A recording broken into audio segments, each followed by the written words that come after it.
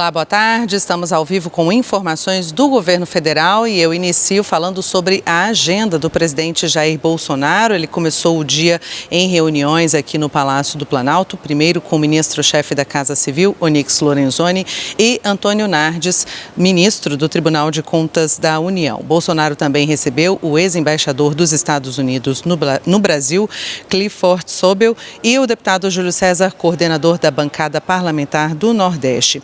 Em seguida, o presidente se reuniu com militares. Estiveram com ele o ministro da Defesa, Fernando Azevedo, os comandantes da Marinha, Exército e Aeronáutica e o chefe do Estado-Maior Conjunto das Forças Armadas.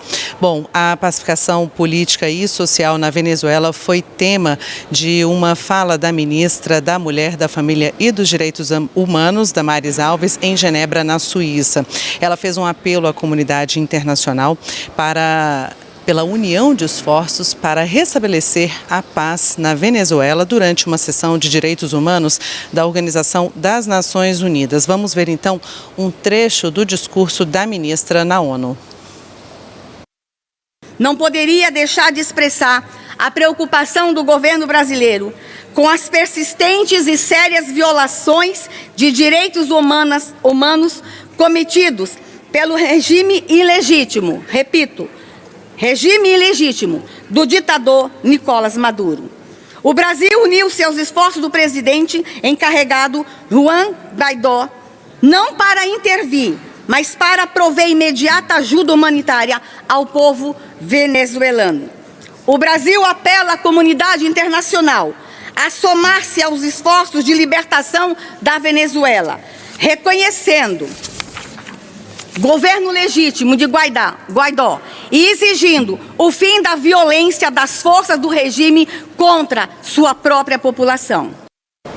O vice-presidente da República, Hamilton Mourão, representa o Brasil na reunião do Grupo de Lima em Bogotá, na Colômbia. Esse encontro foi marcado para discutir a situação da Venezuela. Ele falou agora há pouco e disse que acredita que a Venezuela tem condições de conviver com os outros países da América Latina. Vamos ouvi-lo. Brasil crê firmemente que é possível devolver Venezuela ao convívio democrático das Américas, sem qualquer medida extrema que nos confunda como nações democráticas com aquelas que serão julgados por la história como agressores, invasores e violadores de las soberanias nacionais. Daqui de Brasília, agora a gente segue para São Paulo. Vamos com informações com o repórter Ricardo Ferraz. Olá, Ricardo. Boa tarde para você.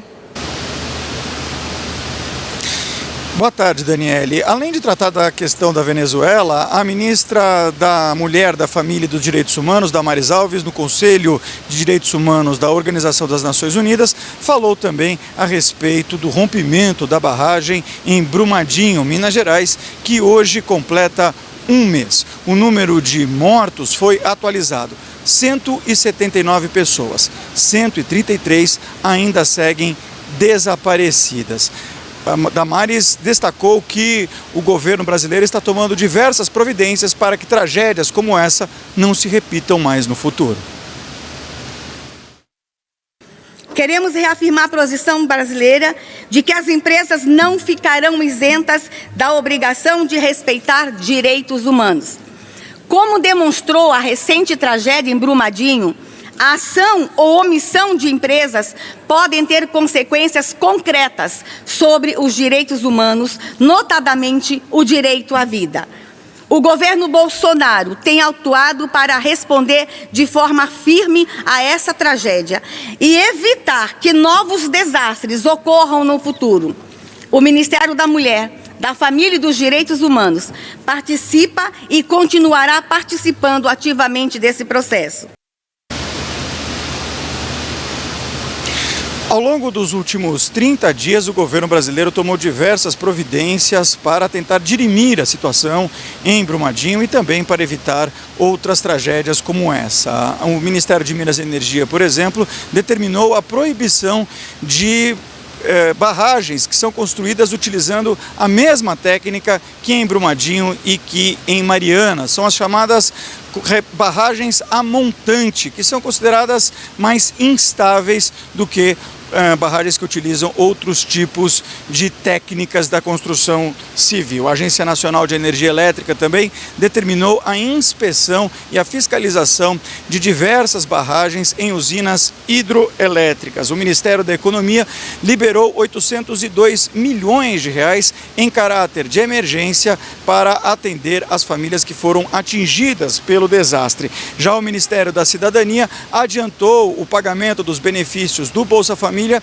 e também do BPC, os benefícios de prestação continuada. O Ministério da Saúde repassou 4 milhões de reais para 18 municípios da região e determinou, inclusive, uma intensificação no atendimento psicossocial das famílias que foram atingidas pelo acidente.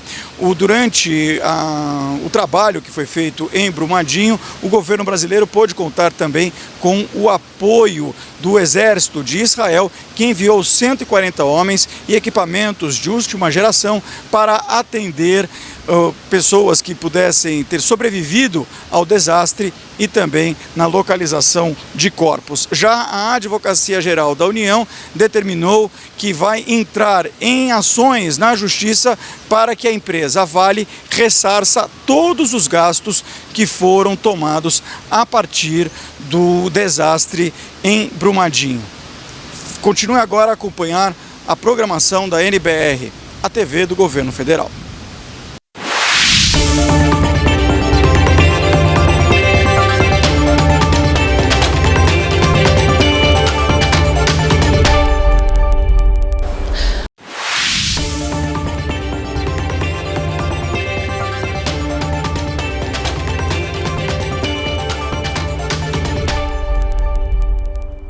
Olá, boa tarde. Voltamos a falar ao vivo do Palácio do Planalto, em Brasília. O vice-presidente da República, Hamilton Mourão, e o ministro das Relações Exteriores, Ernesto Araújo, estão em Bogotá, na Colômbia, para participar da reunião do Grupo de Lima. As imagens da chegada da comitiva brasileira à Colômbia ontem à tarde foram divulgadas na rede social da diplomacia colombiana. O Grupo de Lima reúne representantes de 14 países da América e foi criado há 1 ano e meio para discutir a situação na Venezuela e medidas para o restabelecimento da democracia no país vizinho.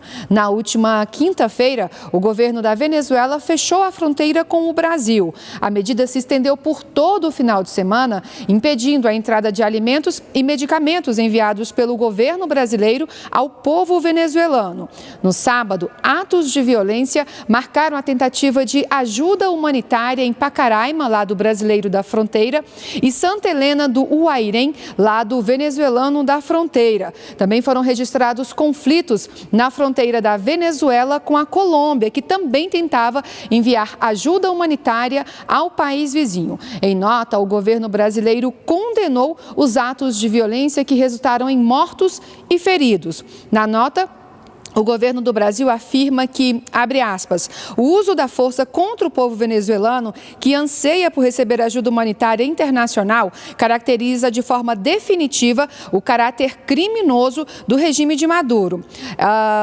Trata-se de brutal atentado aos direitos humanos que nenhum princípio do direito internacional remotamente justifica e diante do qual nenhuma nação pode calar-se, fecha aspas. O governo do Brasil encerra a nota apelando à comunidade internacional para que reconheça Juan Guaidó, presidente da Assembleia Nacional da Venezuela, como presidente legítimo do país.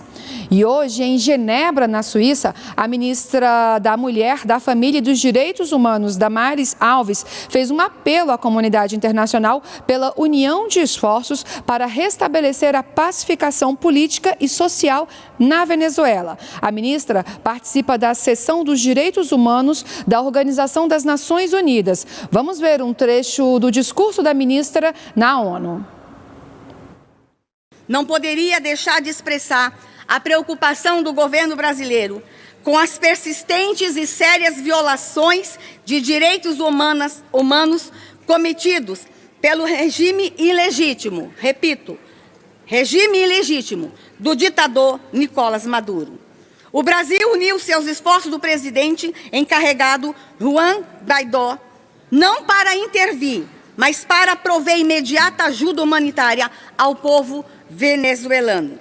O Brasil apela à comunidade internacional a somar-se aos esforços de libertação da Venezuela, reconhecendo governo legítimo de Guaidó e exigindo o fim da violência das forças do regime contra sua própria população. A ministra Damares Alves também falou sobre a tragédia do rompimento da barragem em Brumadinho, Minas Gerais, que hoje completa um mês. O número de mortos chega a 179 e há 131 pessoas ainda desaparecidas. Segundo a ministra, o governo brasileiro tem tomado medidas para evitar novos desastres como esse. Queremos reafirmar a posição brasileira de que as empresas não ficarão isentas da obrigação de respeitar direitos humanos.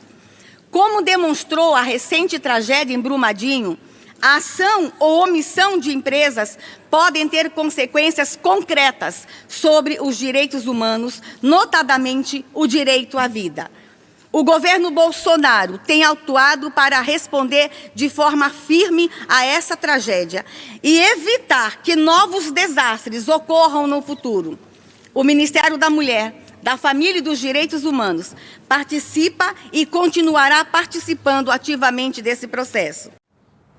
Agora vamos falar da agenda de hoje à tarde do presidente Jair Bolsonaro. Às 2h30, o presidente recebe Itaci Pedro Posa, presidente do Conselho de Administração da Cooperativa Vinícola Aurora. Em seguida, às 3h, o presidente Bolsonaro recebe o ministro da Economia, Paulo Guedes. Às 4h30, Bolsonaro recebe o presidente do Senado, Davi Alcolumbre, e o líder do PSDB no Senado, senador Roberto Rocha. No final da tarde, às 5h, o presidente tem reunião com o ministro da Justiça e Segurança Pública, Sérgio Moro, com o diretor-geral da Polícia Federal, Maurício Valeixo, e com 2 delegados da Polícia Federal. Todas as reuniões do presidente Jair Bolsonaro acontecem aqui no Palácio do Planalto. A gente vai agora a São Paulo conversar com o repórter Ricardo Ferraz, que tem mais informações sobre economia. Olá, Ricardo, boa tarde para você. Boa tarde, Luana. Boa tarde a todos. Os representantes do mercado financeiro reduziram a previsão de inflação para 2019. Ela foi de 3,87% para 3,85%. Os números são relativos ao IPCA, o índice de preços ao consumidor amplo. A análise faz parte do boletim Focus, que ouviu mais de 100 representantes do mercado financeiro durante a última semana. A medida mantém a previsão abaixo da meta da inflação estabelecida pelo Banco Central, que é de 4,25% para a inflação de 2019. Em relação a 2020, os operadores do mercado financeiro mantiveram a previsão de 4%, que está alinhada com o centro da meta para o ano que vem. Em relação ao Produto Interno Bruto, o PIB, que é a soma de todas as riquezas produzidas pelo país, o mercado financeiro manteve a previsão de 2,48%. Para 2020, a expectativa subiu um pouquinho, de 2,58% para 2,65%. Em relação à taxa básica de juros, a chamada Selic, que é utilizada para o controle da inflação, ela se manteve estável em 6,5% ao ano. Já em relação ao câmbio, o preço do dólar foi projetado a R$ 3,70 ao longo do ano, uma previsão que também se manteve estável. Continue acompanhando a programação da NBR, a TV do Governo Federal.